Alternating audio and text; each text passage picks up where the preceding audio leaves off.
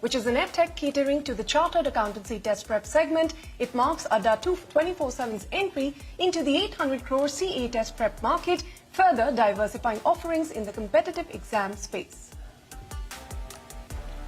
Goat Brand Labs, a D2C house of brands, raises $21 million, led by BlackRock, Mayfield, NB Ventures and others, will use funds for fueling growth in brands in their portfolio, says it is set to hit a profitable revenue of over 500 crore rupees in ARR in next 9 to 12 months.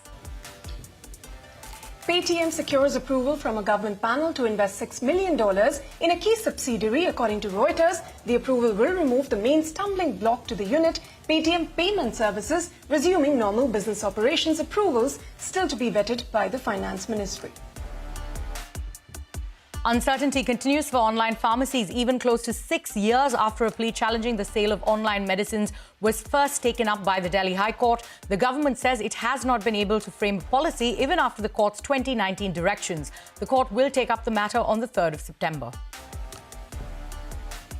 China is leading in generative AI adoption across the globe, shows a new survey by SAS and Coleman Parks Research. The report says China led the world in continuous automated monitoring, but described it as a controversial but widely deployed use case for generative AI tools.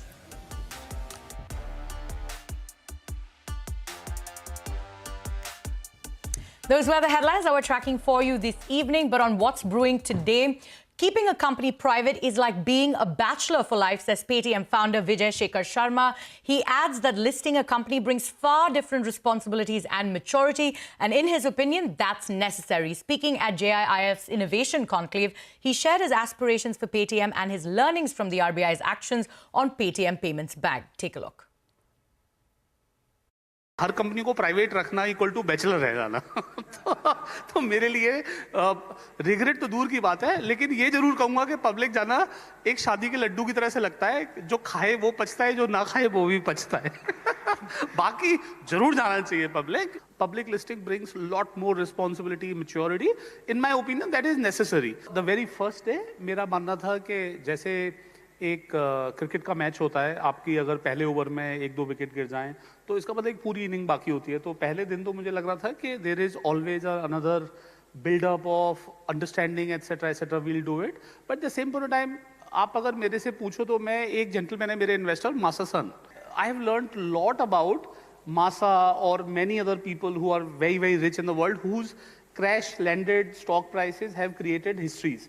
अगर हम ये पूछें कि market crash का क्या फर्क पड़ा, I always wondered do we have a great healthy company that will continue to build business, free cash and invest, that matters more. So public market का फर्क पड़ता है क्योंकि एक रिस्पॉन्सिबिलिटी है आपकी, एक तरीके से आपके शेयर होल्डर भी आपके ही फैमिली के मेंबर हैं, but because public markets are beyond you, they have many more variables or limited or things that are not in your control. Yep. I can always say that as a company we work hard and harder in the business market, and stock market or public market will understand, and in the due course जिन जिन चीज़ों को वो discount लगाते हैं वो sort out हो जाते हैं. मेरी जिंदगी में मुझे ये समझ में आया कि $1 बिलियन एक बड़ा नंबर होता है, and obviously all of us and most of us come from humble background, तो बिलियन और डॉलर दोनों बड़े बड़े नंबर हैं.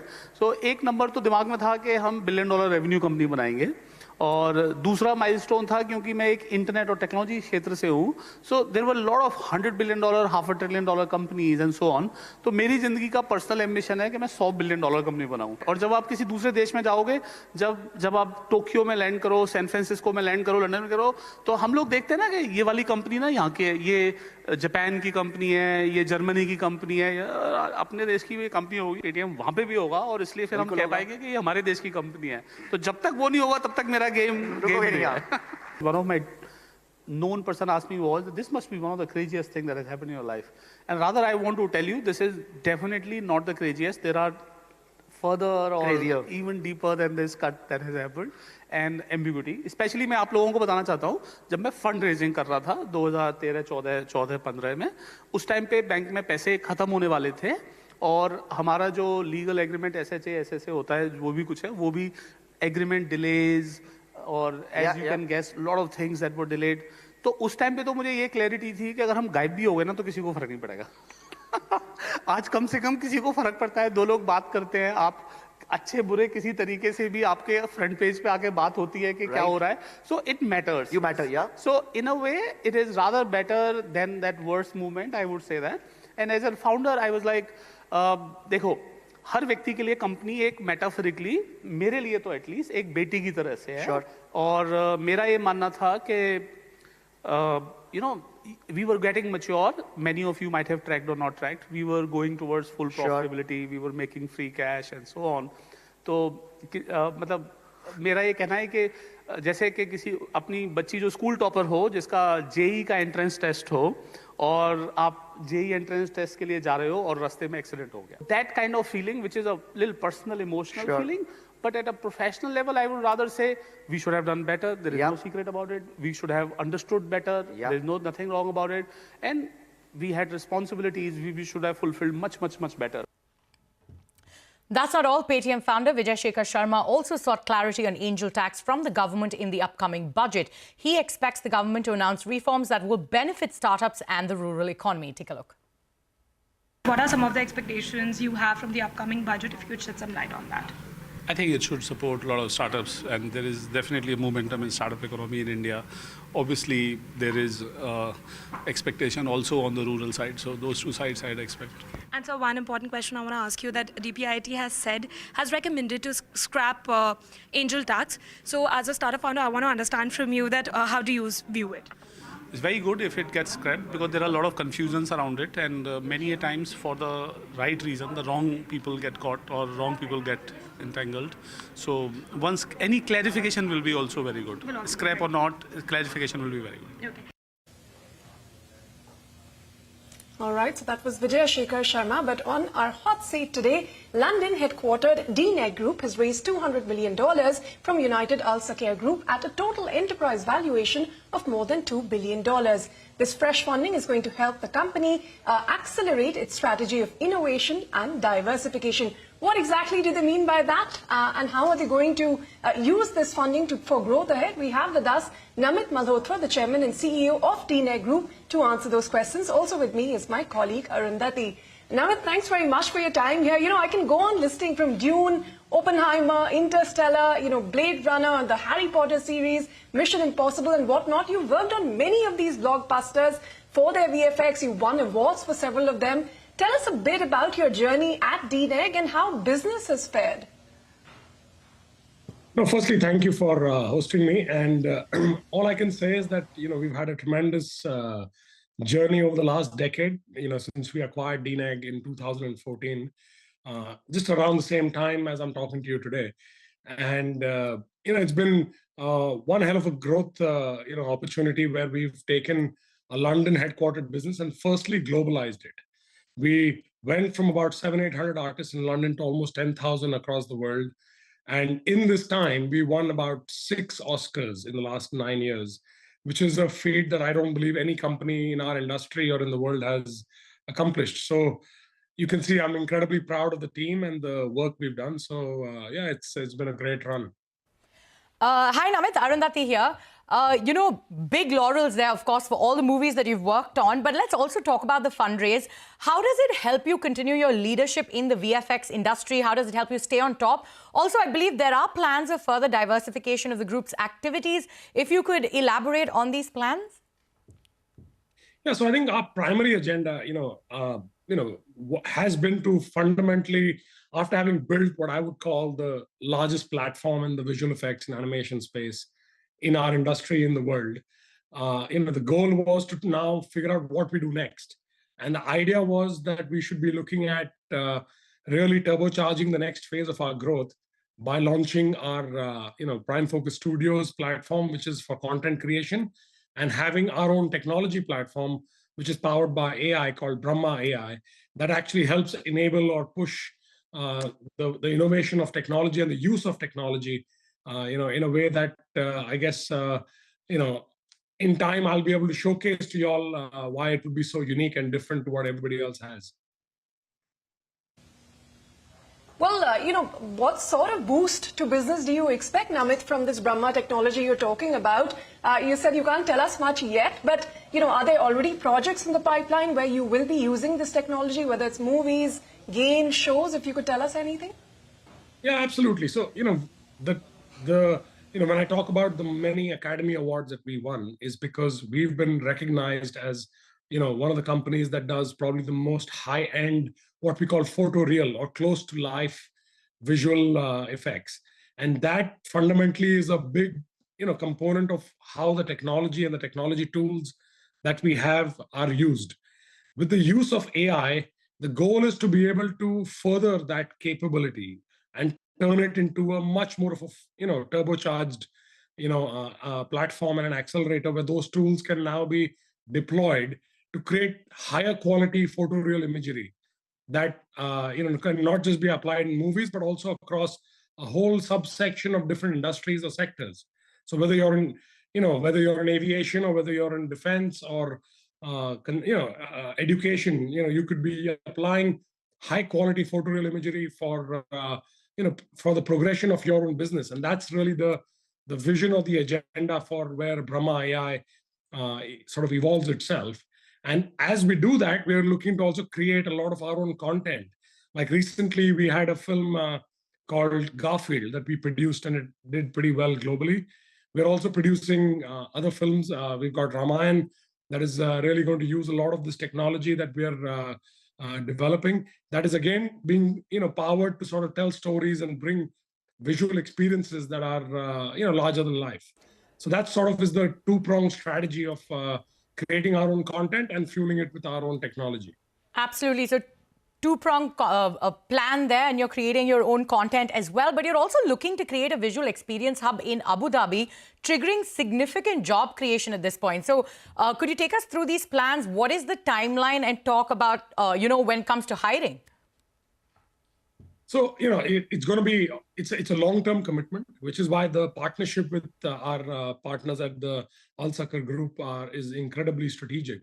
So the goal is to be able to build an end-to-end capability. So, just to give you a snapshot, we're one of the few companies in the world outside of doing visual effects and animation. We also have literally from the very, very start of physical production of studios and cameras all the way to distribution of content into the archive. So we do everything as an end-to-end capability.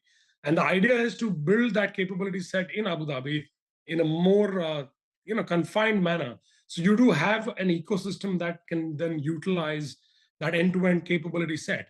And that will actually create lots of jobs. There's a lot of technology being transferred as part of that initiative. And the goal is to be able to bring the goodness of what we've created into the entire region by hubbing it out of Abu Dhabi.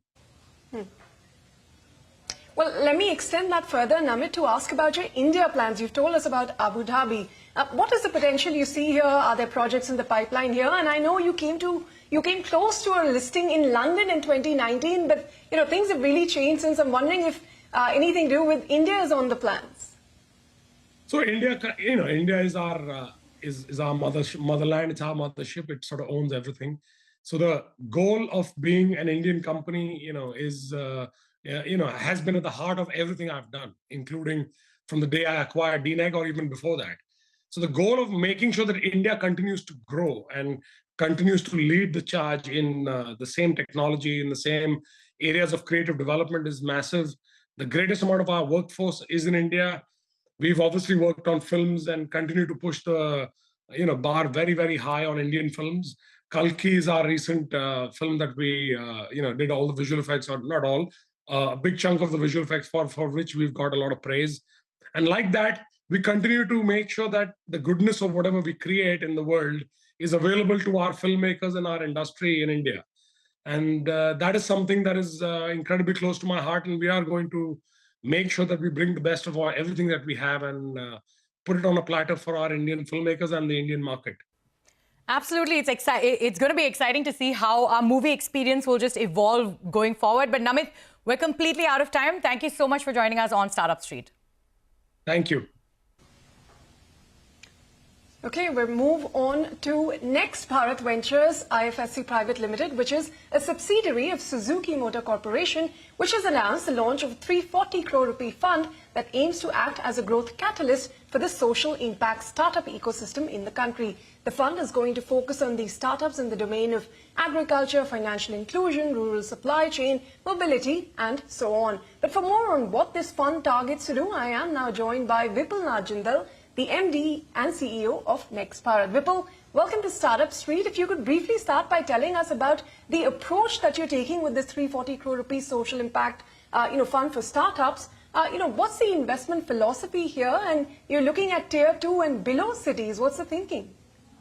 I think, Ritu, thanks a lot. So basically, the idea is, so first of all, this is the first Suzuki's fund in India. So we are super excited. The idea is to really focus on the next Bharat, right? And the next Bharat is nothing but the tier 2 and below. I mean, if you look at all the startups that are there out there, you every day we listen about, they're focusing on the 0.4 or 0.3 billion people of India out of 1.4, right? What about the remaining 1 billion? So we are trying to back startups who are doing amazing stuff, who are not found on the streets of Bangalore and Mumbai, are found on the streets, on the villages, trying to create value for the farmers, increase their income, or trying to create value for the, people who are in the part of gig economy workers. So these are the startups we want to back. And we are being very patient with them. The approach is basically to really increase the return time expectation from a typical 8 to 10 years to 10 to 15 years. And the returns rate are also something which we are trying to be more patient about, that instead of telling them to be a 10 billion, $100 billion company, we want them to be a self-sustainable, maybe a $100 million company. So this is the approach we're taking with this, Ritu. Sure, not rush to become a unicorn, but you also have that residency program, a 4-month program for the startups that you identify. Give us a sense of what kind of support you're promising to provide and the resources that these startups are going to get during the residency and even afterwards. Yes, I think, see, the core part of it is that entrepreneurship is a very lonely journey, right? Every founder would probably resonate with this. And for impact entrepreneurs, it's all the more lonelier because they're not, having peers in Bangalore to talk with. They are in their local villages trying to do something big. So it's very important for us that we want to give them a community of peer learning. Hence, the residency program was established. So the idea is something like a Y Combinator, but for impact entrepreneurs. How the world looks at Y Combinator for tech acceleration. They go to US. We want the world to come to India for this next Bharat residency for this, impact entrepreneurs. So that's the whole idea. During the residency, it's a 3 months of residency where we sort of not just mentor them, give them the capital they need, but more importantly, give them the network, the know-how, not just of the Suzuki Motor Corporation or Maruti Suzuki, but also beyond whatever industry they need, right? So network, mentorship, and capital is what we're giving them in the program. Any startups you could tell us about already that you've identified and the kind of checks you're writing them? No, so I think the first cohort of the first residency will happen in October. So I'll happy to share all the startups and after that. But I can give an example of the persona of a founder, which is, I'm very excited to share. Like one of the founder, so he is not even 10th class graduate. He was from Udaipur, went to Mumbai to do some jobs, ended up, working at a bank at a very low position. Then he got exposed to a lot of things, the idea of business, the idea of finance, went back to Udaipur to help his local community. He ended up working with these tribal women who used to pick up jamun. Jamun is a very arid fruit known in Rajasthan side. He sort of helped this tribal woman to find this B2B value chain where, to sales to the ice cream brands, etc. So instead of having a seasonal income of the tribal woman, they ended up having 20 times more income now because of his business, and he is right now making a turnover of annual revenue of around 4 to 5 crores, right? So these are the kind of entrepreneurs we want to back because we can see them growing. Now he's expanding to sitafal and other fruits, right? This is one of the agriculture example I can give. So for there's a lot of financial inclusion startups and supply chain startups which we are looking into. Well, it's always heartening to hear those stories, and I hope you continue to find more and more of these budding entrepreneurs to back. But, a quick word on the Suzuki Innovation Center that is also now going to be a part of Next Bharat Ventures as one of the verticals. How are you going to leverage the Suzuki brand and the resources to support these startups that you're backing? No, I think Suzuki is all in, Ritu, on this. I mean, day before yesterday, the CEO of Suzuki Group from Japan had made a press release about the fund that what we have done in India for 42 years is has been to create value for almost like the 0.4 billion people. Now it's time to really create value for the next billion, and hence we have started this fund. Is the comment he gave day before yesterday. In fact, on the board of this fund, we have 4 people. One of them is the ex-CEO of Maruti Suzuki. Second is the the executive vice president of Suzuki Motor Corporation, and third is the board member of Suzuki. So these are the people who are sitting on our board very closely, helping us out to access all the ecosystem, not just of Suzuki in Japan or Maruti in India, but also of Suzuki Group around the world, in Africa, Southeast Asia, etc. More importantly, we are also partnering with a lot of our friends in India, right? We are also looking at strategic partner with some of the banks, some of the consultants who can help our portfolios, the social entrepreneurs who otherwise cannot afford to work with those people, right? Apart from that, I think Suzuki Innovation Center has been, in fact, when I was leading Suzuki Innovation Center 2 years back, the whole idea was to be a think tank, right? We worked with the people like Professor Anil Gupta, who had built the Gyan, worked with grassroots innovators. We learned a lot from that. Suzuki Innovation Center was started along with IIT Hyderabad. We do a lot of activities there, and which we will keep on doing. That is to bridge India and Japan strategically. But more importantly, now the approach is to have back this really amazing set of people, right? We're creating, as what Vijay Shekhar Sharma was telling earlier in the show, that the relevance is very important, and these people who are creating this value for the, let's say, the example like right? So it's amazing, yeah. Yes, well, it absolutely is. And Vipul, unfortunately, we've run out of time, but so much more to ask you. Perhaps another time. And thank you so much for being here on the show. Thank you. Yeah. On that note, it is time for us to head into a short break. On the other side, Plus Gold secures $1.2 million in a seed funding round. We tell you what their key offerings are along with their fund deployment plans right after this short break. Stay tuned.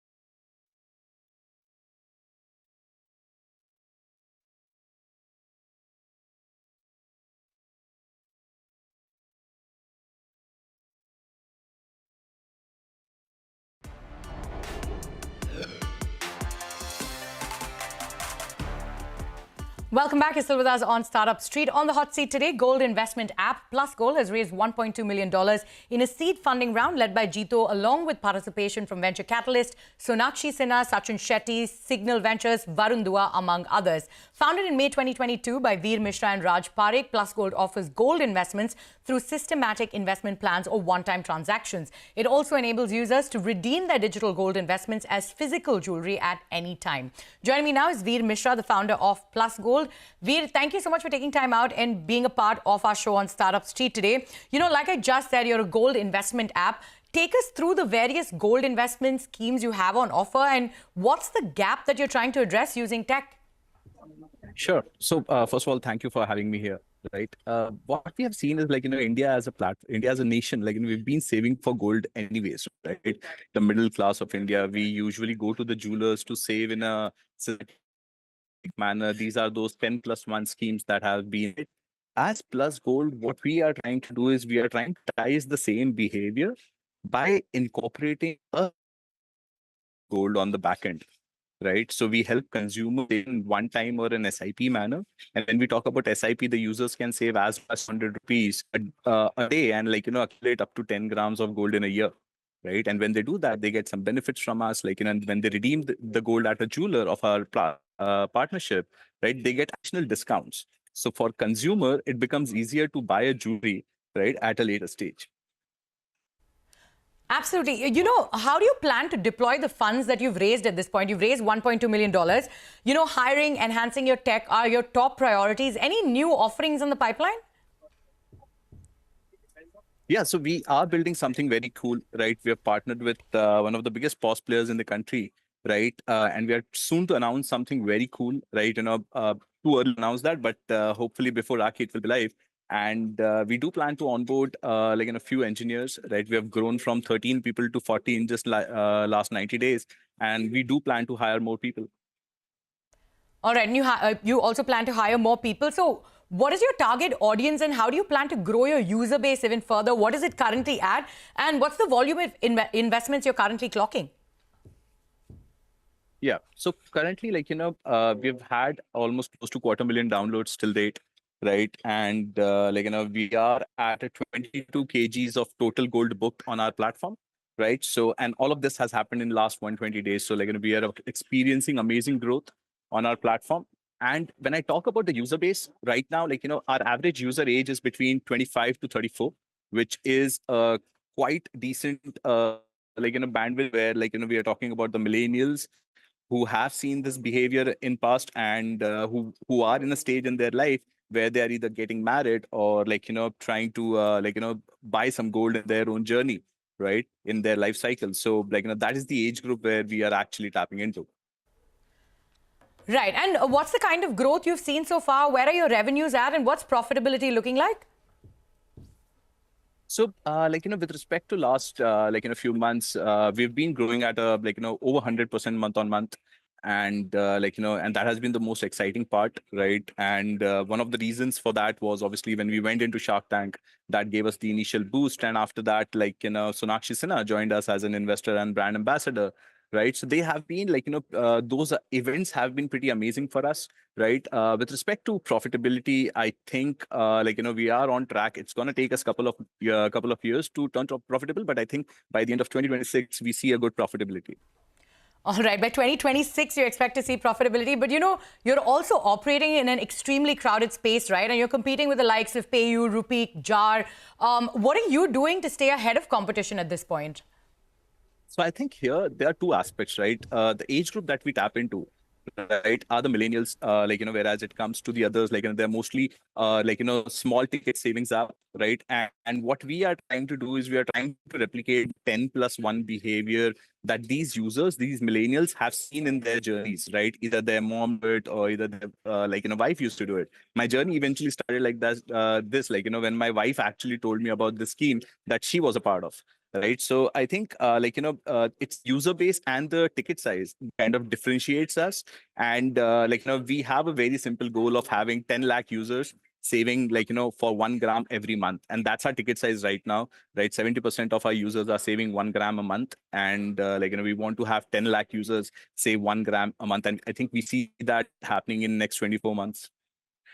All right, so you see that happening in the next 24 months. And if you could just quickly tell us, what is your current presence like and what's the expansion plan? So currently, we're present in at around 300 plus jewelers, which is 500 plus cities, right? With our recent partnership with the POS player, I think we will be present at 10,000 pin codes. And, thus our users will be able to redeem their savings at any of the possible jewelers. All right, Veer, thank you so much for joining us on the show today. We're completely out of time, but we wish you all the best on your journey going forward. Thanks for having me. Thank you. All right, and on that note, we're going to wrap this edition of Startup Street. From Arundhati and me, it's a goodbye, but stay with CNBC-TV18. More news and updates will continue.